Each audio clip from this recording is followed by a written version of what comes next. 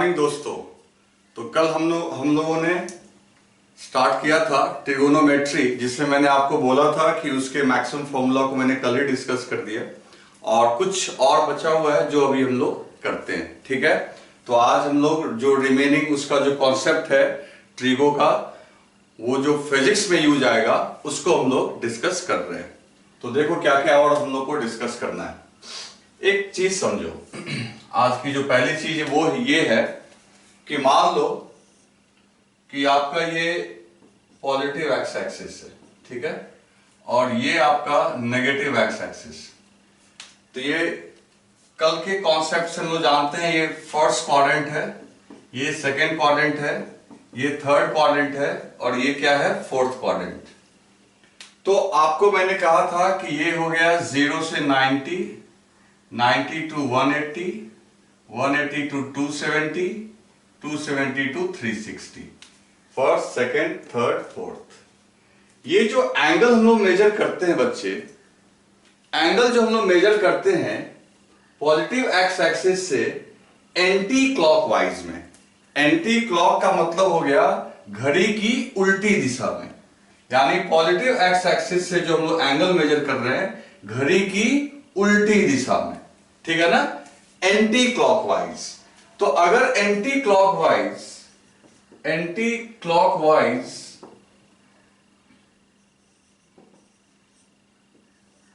अगर angle measure करोगे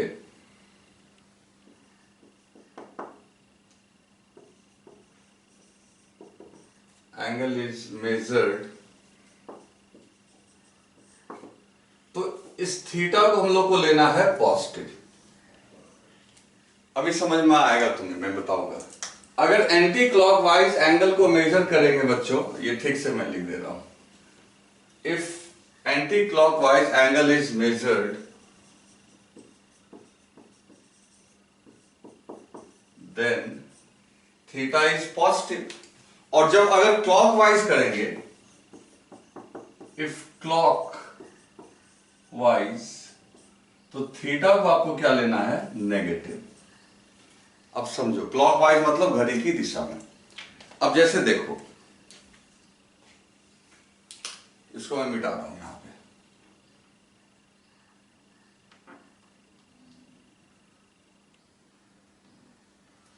मान लो कि ये एक लाइन ड्रॉ किया हमने, ये जो लाइन ड्रॉ की है हमने, ये पॉजिटिव एक्स एक्सिस से 30 डिग्री एंगल बना रहा है, एज्यूम कर लेते हैं।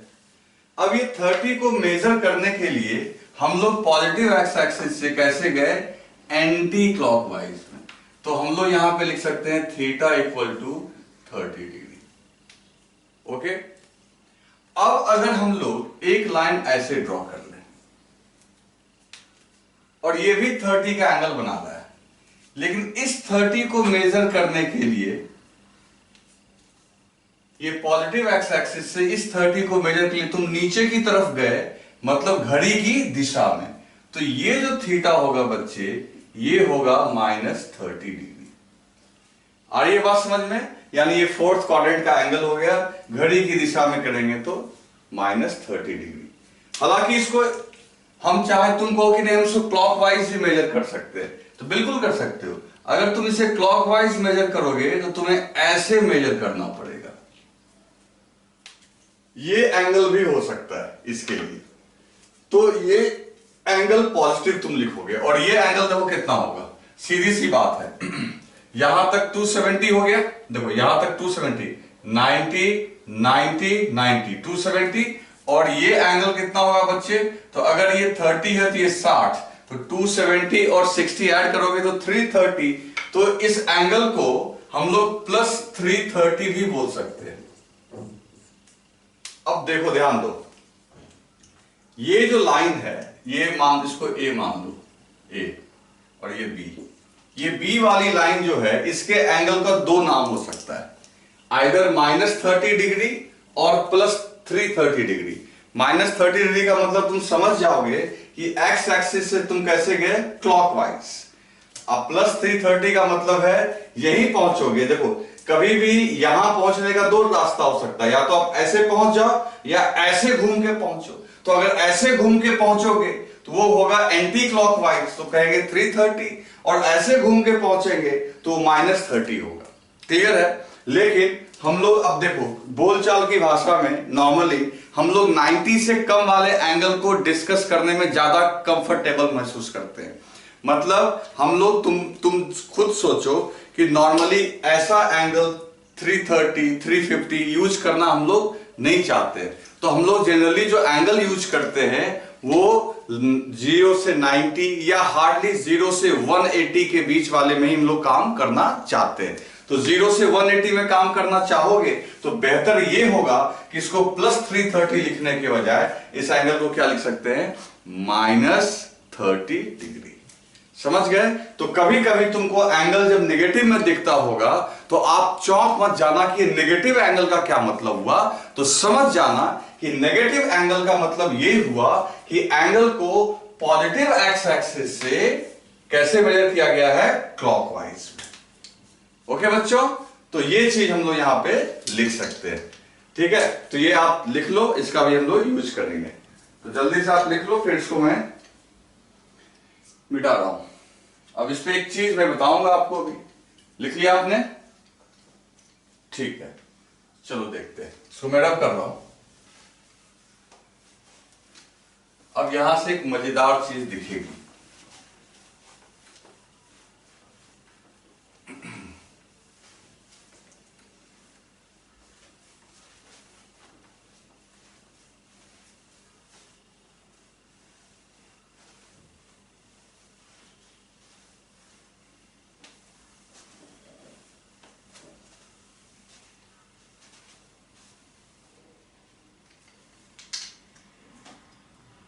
देखो क्या मजेदार चीज दिखेगी। अब मान लो कि अगर तुमसे कोई पूछे cos -थीटा कितना होगा, तो समझो, पहले समझो बात को, फिर इधर क्वाड्रेंट बनाते हैं। अब ये पॉजिटिव एक्स एक्सिस है, ये positive Y axis. cos -theta, तो cos -थीटा का मतलब ही हो गया दोस्त, cos -थीटा का क्या मतलब हो गया कि -थीटा का मतलब हो गया कि ये एंगल जो है इस क्वाड्रेंट का, इसी को -थीटा बोलते हैं। तो ये कौन से क्वाड्रेंट में चला गया बच्चे, तो ये चला गया फोर्थ क्वाड्रेंट में।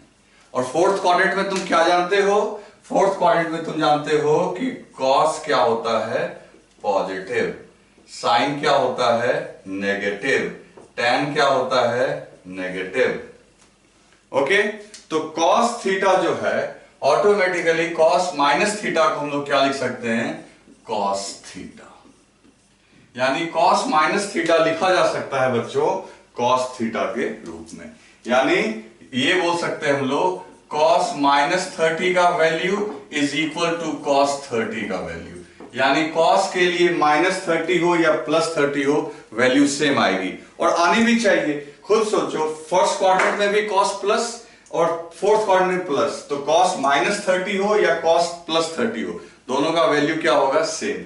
इसलिए मैंने लिख दिया cos -theta equal to sin theta. Okay, चलो, लेकिन अगर तुमसे कोई कहेगा sin -थीटा, तो sin -थीटा जो होगा बच्चे, ये आपका नेगेटिव हो जाएगा, क्योंकि sin -थीटा का मतलब साइन फोर्थ क्वाड्रेंट में, तो sin -थीटा जो होगा वो -sin थीटा के बराबर होगा। कहने का मतलब ये देखो कि sin -30 और ये क्या है, sin 30, तो sin -30 sin 30 के बराबर नहीं होगा, बल्कि sin 30 के आगे क्या लगाना पड़ेगा, माइनस। तो सीधी सी बात है, sin -थीटा का फॉर्मूला याद रखना, -sin थीटा। अगर तुम कहोगे इसको प्रूव भी कर दीजिए, तो मैं प्रूव भी कर देता हूं। देखो, एक और तरीके से प्रूव करता हूं। sin -थीटा को हम लोग लिख सकते हैं 0 - थीटा। इसमें कोई आपत्ति है? अरे 0 डिग्री में से थीटा घटाओगे तो -थीटा ही तो बचेगा। तो sin -थीटा को हमने लिख दिया sin 0 - थीटा। तो अब देखो, ये a है और ये किसका रोल प्ले करेगा, b का। तो फॉर्मूला याद करो, तो sin 0 साइन ए इंटू कॉस बी, और कॉस क्या लिखोगे, थीटा। ये ए है, ये बी है। माइनस साइन ए माइनस बी, माइनस साइन, एक बार जीरो हो चुका है, अब होगा sine theta into cos zero. अब इसको सॉल्व करो। साइन जीरो की वैल्यू बच्चों जीरो होती है, तो जीरो से मल्टीप्लाई करो, कॉस थीटा होती है, तो जीरो हो गया। माइनस साइन थीटा, और कॉस जीरो की वैल्यू होती है वन, जिसकी वैल्यू वन हो गई, तो यहां से क्या रहेगा, माइनस साइन थीटा। तो ऑटोमेटिकली तुम खुद देखो क्या आंसर आ गया, माइनस साइन थीटा। तो देखो साइन माइनस थीटा को पहले हमने क्या लिख लिया, जीरो माइनस थीटा, तो final answer minus sine theta. तो इतना लंबा याद करने से अच्छा है कि आप आज से ये याद रखो कि माइनस साइन माइनस थीटा जो होता है वो माइनस साइन थीटा की तरह होता है, यानी ये माइनस बाहर निकल के आ जाता है, जबकि कॉस में आप ये माइनस को गायब कर दोगे। ठीक इस तरीके से tan के लिए तो ऊपर ही लिख देते हैं, tan माइनस थीटा। अब तो इस क्वाड्रेंट में तो tan भी नेगेटिव होता है, तो इसका भी माइनस बाहर कर दो, सीधी सी बात है। tan minus theta equal to minus tan theta. तो आप ये माइनस वाला कॉन्सेप्ट याद रखना, cos minus theta cos theta होता है, sin माइनस थीटा इसका माइनस ये बाहर आ जाएगा, tan माइनस थीटा इसका माइनस ये बाहर आ जाएगा। क्लियर है? तो इस तरीके से चीजों को आप ध्यान में रख सकते हो। तो इसको लिख लो।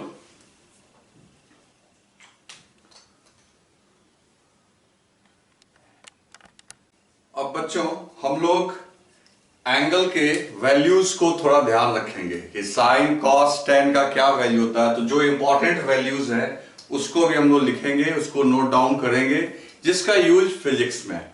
ऐसे तुम्हें बहुत सारा वैल्यू याद भी होगा, लेकिन फिर भी हमें कुछ वैल्यूज को यहाँ पे लिखना है। तो देखो हम लोग एक टेबल बनाते हैं। तो ये टेबल है इस तरीके से,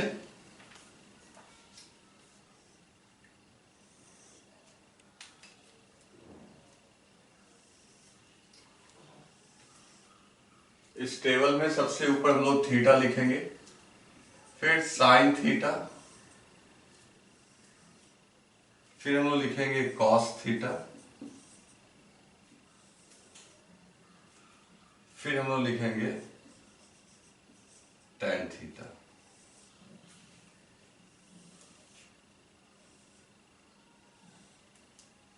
ये हमने इस तरीके से लिख लिया।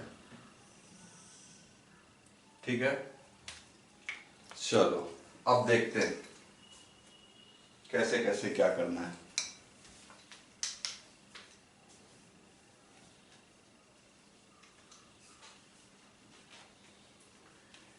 सबसे पहले 0 degree, theta equal to 0 degree. तो साइन 0 होता है बच्चों 0, कॉस 0 के बारे में याद रखना है 1। ठीक है, और tan कितना होगा, तो इसमें इसको डिवाइड कर दो तो tan की वैल्यू अपने आप मिल जाएगी। तो 0 अपॉन 0, ये आप सभी को पता होगा, जो सबसे ज्यादा यूज होने वाला है। उसके बाद हम लोग देखेंगे 30 डिग्री को, है ना। साइन 30 कितना होता है 1/2, कॉस 30 होता है बच्चों √3/2। अब इसमें इससे डिवाइड करोगे, व्हाट यू विल गेट 1/√3। जो नेक्स्ट वैल्यू है वो बहुत इंपॉर्टेंट है, और वो है आपका 37 डिग्री, है ना। थोड़ा अजीब लग रहा होगा तुम्हें ये एंगल देख के, लेकिन फिजिक्स में इसकी बहुत जरूरत है। तो 37 डिग्री, तो साइन 37 होता है बच्चों 3/5, कॉस 37 होता है 4/5, tan 37 होता है 3/4। तो ये वैल्यूज भी आप याद रखेंगे। ये आपका साइन का, कॉस का और tan का है, और ये एंगल आप याद रखेंगे कितना है 37 डिग्री। चलो उसके बाद देखें 45 डिग्री। ओके, अब बात करते हैं हम लोग 45 डिग्री की। तो 45 में देखें तो साइन 45 1/√2 पता ही होगा आपको, कॉस 45 1/√2, tan 45 तो 1/√2 अपॉन 1/√2, तो ये हो गया आपका 1। इतना सिंपल है, ठीक है। इसके बाद हम लोग बात करेंगे 60 डिग्रीज की। तो जब बात करेंगे 60 डिग्री की, तो साइन 60 आपका होता है √3/2, कॉस 60 1/2, tan 60, तो आप इसमें से इसको डिवाइड कर दो √3, ठीक है। एक बीच में छूट गया, 45 और 60 के बीच में एक और होता है 53 डिग्री, ये छूट गया। देखो 37 आपने देख रखा है ना, 53 में जस्ट रिवर्स करो। जैसे 37, तो साइन 37 3/5, कॉस 37 4/5, तो साइन 53 डिग्री होता है 4/5 और कॉस 53 होगा आपका 3/5। आपको ये याद रखना होगा, तभी काम आएगा बहुत। 37 और 53 का तो बहुत यूज होता है। और जहां तक बात रही tan 53, तो इट इज सिंपल 4/3। ओके, तो चलो इसके बाद आगे देखते हैं। इसके बाद नेक्स्ट है अपना, इसके बाद नेक्स्ट है 90 डिग्री। तो 90 डिग्री की वैल्यू तो तुमको पता होगा, साइन 90 होती है 1, कॉस 90 0 और tan 90 इनफाइनाइट। ये अप्रोक्सीमेटली इसको हम लोग कहेंगे 1/0 इनफाइनाइट। ऐसे अनडिफाइंड होता है, लेकिन जिसका डेफिनेशन नहीं हो, समझो वो इन्फिनिटी हो गया। इसके अलावे 90 के अलावे अब अगला है आपका 120, इसका भी यूज आता है। तो साइन 120, साइन 120 होगा -√3/2, सॉरी +√3/2। अब देखो 120 क्या है, सेकेंड क्वाड्रेंट का एंगल है, तो सेकेंड क्वाड्रेंट में तो आपका साइन पॉजिटिव ही होता है, तो जो साइन 60 की वैल्यू होगी वही साइन 120 की वैल्यू होगी। तो साइन 60 भी √3/2, साइन 120 भी आपका √3/2। कॉस 120 जो होगा वो -½ होगा। माइनस क्यों हुआ बच्चे? क्योंकि 120 आपका कौन सा एंगल है, सेकेंड क्वाड्रेंट का, और सेकेंड क्वाड्रेंट में कॉस क्या होता है, नेगेटिव। तो कॉस 60 होता है 1/2, लेकिन कॉस 120 होता है -1/2। अब बात करेंगे tan 120, तो इसमें इससे डिवाइड करोगे तो ये कितना आ जाएगा, -√3। तो tan 60 होता है +√3, tan 120 होता है -√3। अब बात करो 135 का।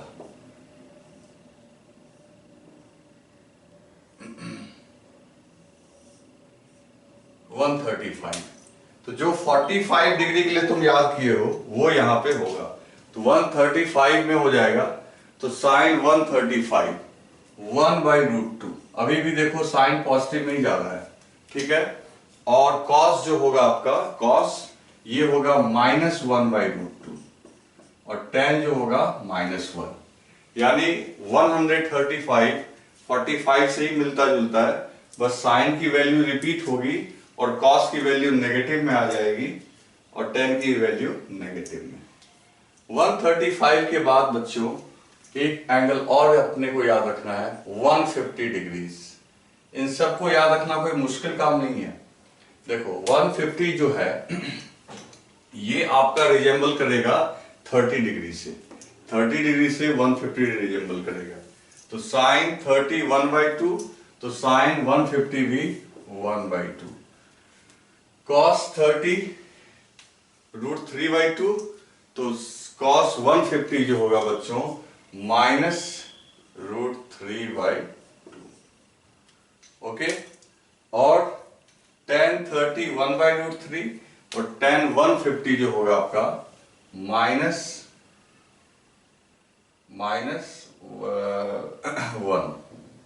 सॉरी √3 -√3। ओके, सॉरी -1√3 नहीं, 1/√3, ठीक है। क्योंकि इसको देखो tan में ज्यादा दिमाग नहीं लगाना है, इसमें इसको डिवाइड करो ना, तो डिवाइड करो, साइन में कॉस से डिवाइड करो तो तुमको -1/√3। दो एंगल अभी और बच रहा है, वो इधर मैं लिख रहा हूं, जगह नहीं है उधर, इधर देखो, ध्यान से देखना, इधर आप लिख देना उसको, दो एंगल अभी और लिखना होगा हमको।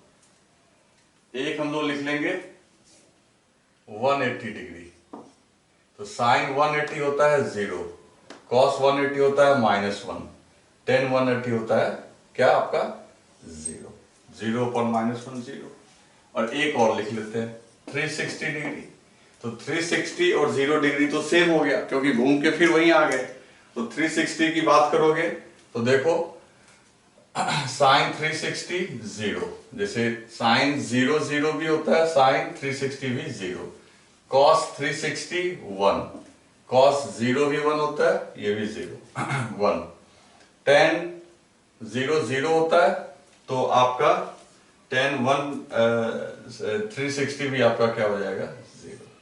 तो टेन देखो कितनी बार 0 हुआ, टेन 3 बार 0 हुआ, कब 0 डिग्री पे भी, 180 डिग्री पे भी, 360 पे भी। साइन भी 3 बार 0 हुआ, 0 0 0, यानी 0 डिग्री के लिए, 180 डिग्री के लिए, 360 के लिए। और कॉस देखो क्या हुआ, 0 के लिए 1, 180 के लिए -1 और 360 के लिए अगेन 1। तो इतना वैल्यू अगर आप याद रखेंगे तो आपको फिजिक्स में एटलीस्ट जरूरत नहीं पड़ेगा, इतना से काम आपका चल जाएगा।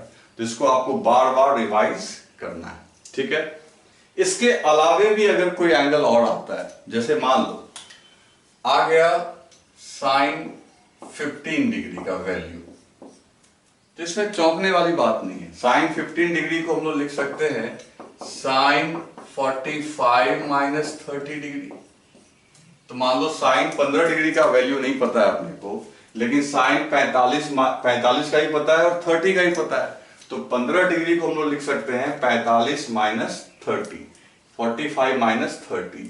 तो ये रोल प्ले करेगा ए का और ये रोल प्ले करेगा बी का, तो ऑटोमेटिकली हम लोग यहां लिख देंगे sine 45 into cos 30 minus cos 45 into sine 30। तो इस तरीके से हम लोग रिप्लेस कर सकते हैं बच्चे 45 और 30 की जगह ए और बी से। अब इसको, अब देखो साइन 45 का भी वैल्यू तुम्हें याद रहता है, cos 30 का भी, cos 45 का भी, sin 30 का भी, सॉल्व कर दो तुम्हें sin 15 डिग्री मिल जाएगा। और ये बात समझ में, तो ऐसा नहीं है कि बहुत मुश्किल हो जाएगा।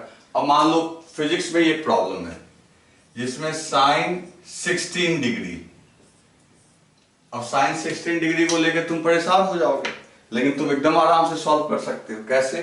तो sin 16 डिग्री को लिख सकते हैं sin 53 -37। बोलो 53 में से 37 घटाओ तो भाई आ जाएगा आपका 16 डिग्री। तो अब यहां से क्या कर सकते हैं यहां से फिर वही वाली बात हो गई, ए बी वाली बात, sin 53 into cos 37 minus cos 53 into sin 37। तो इस तरीके से आपको अगर एंगल वगैरह पता है तो आप आराम से सॉल्व कर सकते हो। समझ गए ना? तो ये बहुत मुश्किल नहीं है, लेकिन इतना एंगल आपको याद रखना होगा। अब बाकी साइन ए प्लस बी से काम चल जाएगा। जैसे मान लो साइन 75 की बात कर ले कोई, तो साइन 75 की बात कर लेगा तो यहां पे एडिशन लगा देंगे, 45 + 30 75। तो आखिर इन वैल्यूज को याद करने के बाद आपको ढेर सारा वैल्यू का रास्ता खुल जाता है। तो आप इसको ढंग से याद कर लेंगे।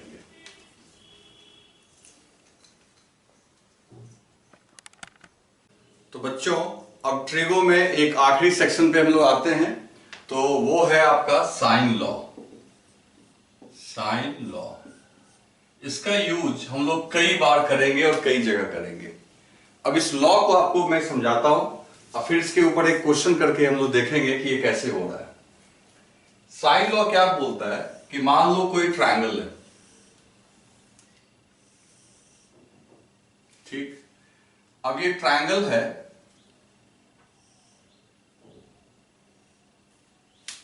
तो इस ट्रायंगल में देखो ये अल्फा एंगल है, ये बीटा है और ये गामा है।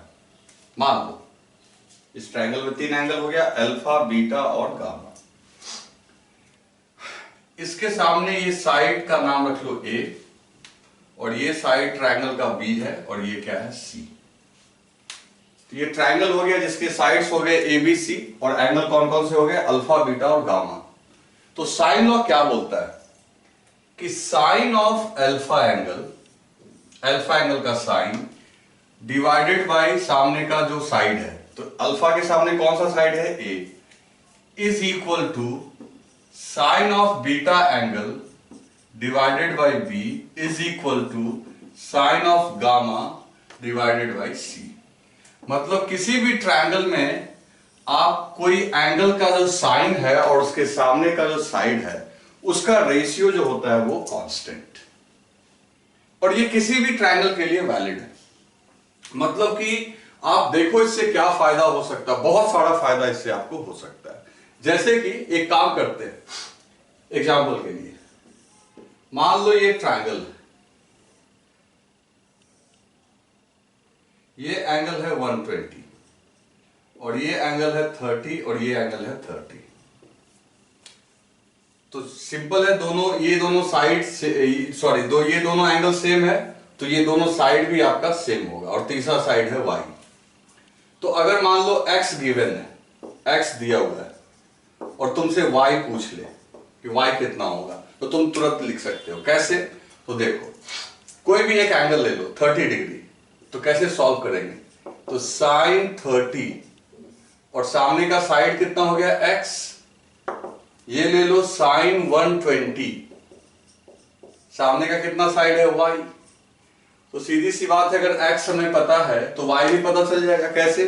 तो साइन 30 होगा आपका 1/2, तो 1/2x इक्वल्स टू साइन 120 का वैल्यू आज ही हम लोग समझे वो कितना होगा आपका √3/2, है ना। तो 2 से 2 कैंसिल हो गया, y को इधर ले आओ, x को इधर ले आओ, तो y इक्वल टू क्या हो गया x√3। तो इस तरीके से हम लोग y का वैल्यू निकाल दिए। तो इसको हम लोग बोलते हैं बच्चों साइन लॉ। मतलब किसी भी ट्रायंगल के लिए वैलिड है कि साइन ऑफ एंगल अपॉन सामने वाला side, sine alpha upon A, याद रखेंगे sine beta by B, sine gamma by C. ठीक, अब इस पे हम लोग एक क्वेश्चन करते हैं, इसको पहले आप लिख लो फटाफट। इस पे हम लोग एक क्वेश्चन करते हैं, ठीक है, तो उससे हमें बहुत सारा आइडिया लग जाएगा। चलो लिख लिया आपने? Okay,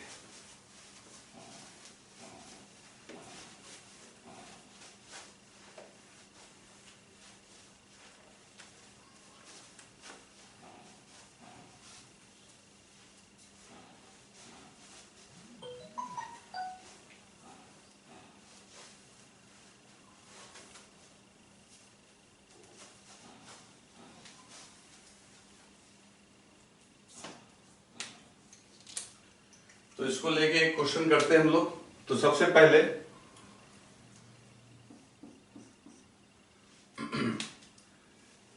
A particle is moving on circular path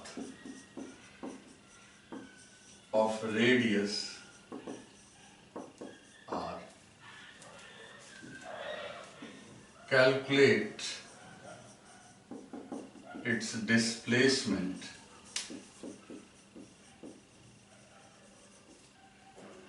between point A and B as shown in figure। देखो दोस्तों कैसे सॉल्व करेंगे।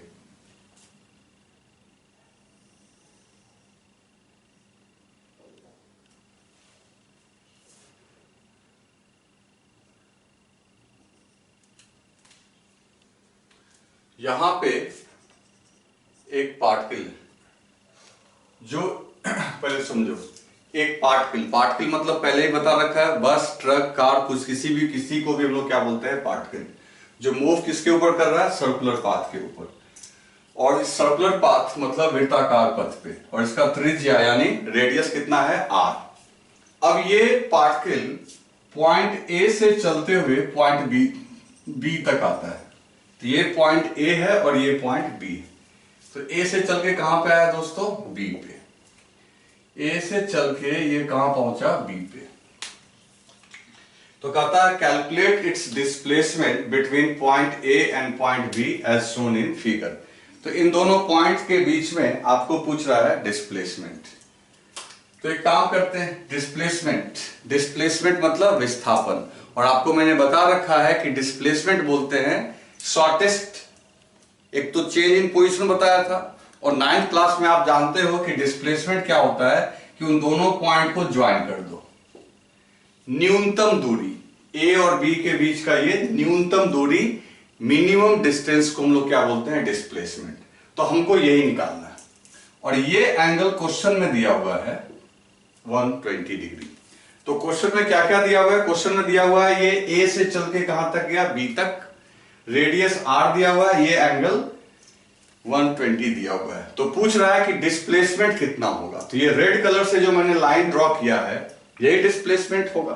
तो इसको मान लो x। डिस्प्लेसमेंट क्या है? x। अब r गिवन है और x निकालना है। कैसे निकालेंगे? तो देखो, ये r और ये r, ये भी साइड r ही होगा क्योंकि दोनों रेडियस है। तो ये भी r है आपका, ये भी r है और ये भी r है।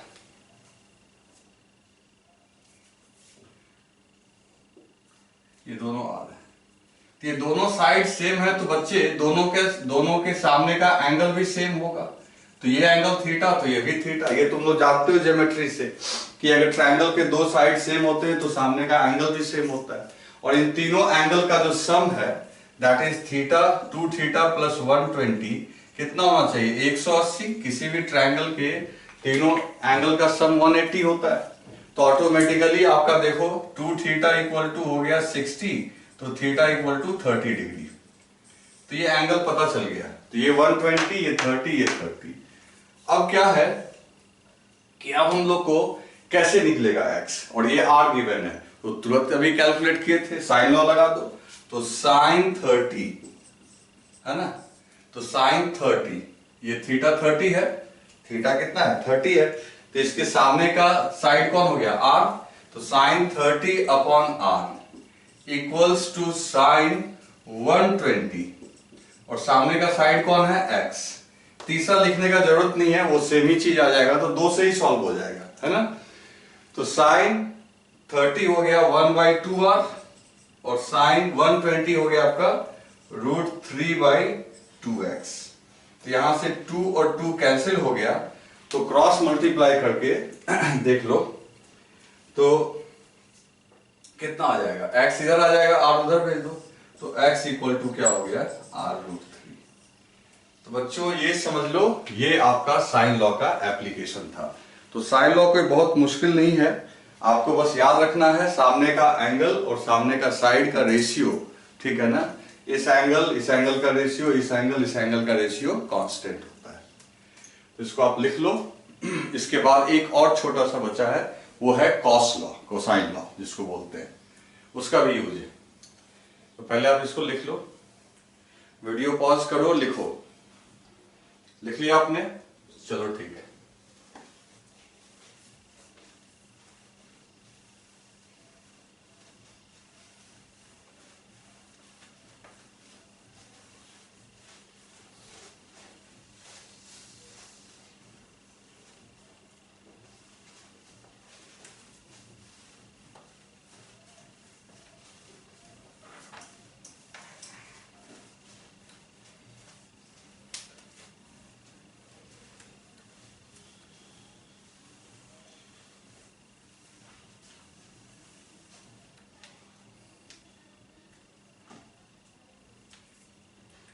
अगला है दोस्तों कॉस लॉ।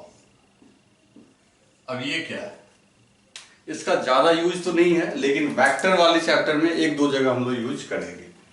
देखो मान लो ये फिर से ट्रायंगल है, वही ट्रायंगल मान लेते हैं। ये अल्फा, ये बीटा और ये गामा। ये साइड मान लो A, इसको B इसको सी, किसी को भी मान सकते हो। तो अब देखो क्या करना है, यहां पे रूल क्या कहता है, या ध्यान से समझो। रूल कहता है cos alpha is equal to a square plus b square minus c square divided by 2ab। ये रिलेशन फॉलो करेगा। cos beta is equal to a square plus c square minus b square divided by 2ac। अब तुम्हें कुछ कुछ clear हो गया होगा कि अगला क्या लिख सकते हैं हम लोग।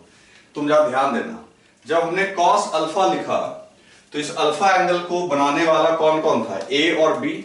तो इसलिए देखो यहाँ पे a square plus b square, a square plus b square, और सामने वाले साइड को सब्ट्रैक्ट कर देना है, और डिवाइडेड बाय क्या हो गया 2ab। ठीक इसी तरीके से cos बीटा जो है बच्चों, तो बीटा किस किस से मिला है, a और c से। तो ये क्या हो गया, a square plus c square, इन दोनों से मिला है, और सामने वाले को स्क्वायर करके सब्ट्रैक्ट कर लो, और डिवाइडेड बाय क्या लिख दिए हम लोग 2ac। ठीक इसी तरीके से cos गामा b और c से मिलेगा। तो b और c से अगर मिलेगा ये, तो सीधी सी बात है b square plus c square, ठीक है, और सामने वाला साइड क्या है a, तो इसको क्या कर लेंगे a स्क्वायर बाई 2bc। तो ये लॉ बहुत मुश्किल नहीं है, जो एंगल है जो दो साइड से बना हुआ है उनका स्क्वायर, तो आपको ये रूल याद रखना पड़ेगा, तभी आप यूज कर सकते हो। तो वो साइन लॉ हो गया, ये कॉस लॉ, तो इनका फिजिक्स में यूज है। तो मैं वही ट्रिगोनोमेट्री को मैं यहाँ डिस्कस कर रहा हूं जिसका यूज हमको फिजिक्स में है, और साइन लॉ का तो बहुत यूज है। उसी को लैमीज थ्योरम भी बोलते हैं, कभी कभी हम लोग क्या बोलते हैं इसको, लैमीज थ्योरम। ठीक, चलो तो आज इतना ही करते हैं। अब देखो कल एक लास्ट वीडियो इसके ऊपर आएगा, मतलब ट्रिगो के ऊपर नहीं, मैथमेटिकल टूल में ही, और ग्राफ जो है हम लोग वेक्टर के बाद पढ़ेंगे, ठीक है ना। ग्राफ को हम लोग पढ़ेंगे काइनेमेटिक्स के साथ, मोशन वाले चैप्टर के साथ। तो वहां पे क्या होगा कि तुरंत पढ़ोगे और तुरंत अप्लाई करोगे। तो कल वाला एक लेक्चर आएगा, उसके बाद हम लोग नया चैप्टर शुरू करेंगे, वेक्टर नया चैप्टर शुरू करेंगे, और वो शुरू होगा आपका एप्लीकेशन पे, ऐप पे। क्लियर है। लेकिन कल वाला वीडियो यूट्यूब पे ही आएगा, कल एक आपका एक और वीडियो आएगा, और उसमें हम क्या क्या पढ़ाएंगे, बहुत दिनों से जो आपको दिक्कत था, लॉग पढ़ाएंगे, कल लॉग पढ़ाएंगे, एक्सपोनेंशियल इक्वेशन पढ़ाएंगे, लॉग, एक्सपोनेंशियल, और एक छोटा सा है जीपी यानी ज्योमेट्रिक प्रोग्रेशन। अर्थमेटिक का ज्यादा यूज नहीं है, उसके बारे में मैं बता दूंगा। तो कल ये तीन चीज हम लोग पढ़ेंगे, लॉग, और उसके बाद एक्सपोनेंशियल इक्वेशन, और एक जीपी। क्लियर है। तो एक वीडियो में वो तीनों छोटा छोटा चीज है। तो कल ये आखिरी वीडियो होगा, मतलब इस मैथमेटिकल टूल का। इसका जो ग्राफ वाला पोर्शन है वो मैं काइनेमेटिक्स यानी मोशन वाले चैप्टर के साथ पढ़ाऊंगा, तो ज्यादा मजा आएगा, वही पढ़ेंगे, वही अप्लाई करेंगे, ठीक है। क्योंकि अभी पढ़ेंगे तो फिर भूल जाओगे। दूसरा ये है, जो अगला चैप्टर हमारा नेक्स्ट वीक में शुरू होगा वो होगा वेक्टर्स, ठीक है। अब जैसा कि ऐप के बारे में मैंने बोल रखा है कि अभी थोड़ा कॉम्प्लिकेटेड है हम लोग को भी काम, क्योंकि देखो ऐसा है कि ढेर सारे बच्चे हैं, तो उसको कैसे कैसे ऐड करना है, क्या करना है, इसमें थोड़ा टाइम लगेगा, है ना, 1-2 दिन का टाइम लगेगा। तो तुमको अभी तो तुम्हारा आज का वीडियो, कल का वीडियो आया ही, आज भी आ रहा है वीडियो और कल भी आएगा, तो तुम तो अपना अभी करो पढ़ाई, और तुम्हें मैं कल बताऊंगा या परसों। तो परेशान मत हो जाना कब आएगा, नेक्स्ट वीक से हम लोग ऐप पे ही पढ़ेंगे, ये पक्का। क्लियर, ठीक है। तो लेकिन कब कैसे बैच में ऐड होना, मैं सब चीज बताऊंगा। आप रिलैक्स होकर जो पढ़ा रहा हूं उसको पहले आप पढ़ो, ओके। तो नेक्स्ट वीक से हम लोग स्टार्ट करेंगे वेक्टर्स। क्या स्टार्ट करेंगे बच्चों, वेक्टर्स। बहुत इंपॉर्टेंट चैप्टर है, फिजिक्स का पहला चैप्टर को। और उसके बाद ये आप अच्छे से कर लेना, और कल का वीडियो देखना मत भूलना। कल लॉग, एक्सपोनेंशियल और जीपी, ज्योमेट्रिक प्रोग्रेशन। ओके बच्चों, ठीक।